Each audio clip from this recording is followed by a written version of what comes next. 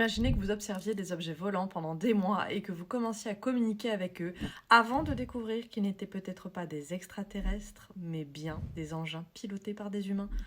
L'histoire de Paul Benevitz paraît toute droit sortie d'un film. Dans les années 1980, Paul Benevitz est un ingénieur américain respecté. Depuis son domicile, il capte d'étranges signaux près d'une base militaire. Convaincu d'avoir découvert une activité extraterrestre, il commence à accumuler des photos et des vidéos. Mais selon plusieurs enquêtes, les services de contre-espionnage auraient décidé de l'encourager dans la direction des recherches extraterrestres. Pourquoi ? Pour détourner son attention. De faux documents circulent, de nouvelles histoires apparaissent, son récit devient de plus en plus élaboré et passablement extraordinaire. Le problème, c'est que l'état de Paul Benevitz se dégrade. Il sera finalement hospitalisé. Aujourd'hui encore, son affaire est régulièrement citée comme l'un des exemples les plus troublants de guerre psychologique et de désinformation.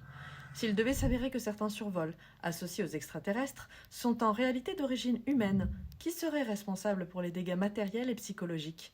La vraie question n'est pas de savoir si les extraterrestres existent bel et bien, mais plutôt à partir de quel moment une personne sincère peut-elle être amenée à croire quelque chose de totalement faux, simplement parce que son environnement l'y pousse.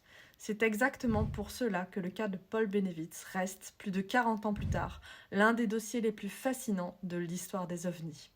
Vous pouvez en apprendre davantage dans ces deux ouvrages qui mènent une enquête approfondie sur le cas de Paul Benevitz.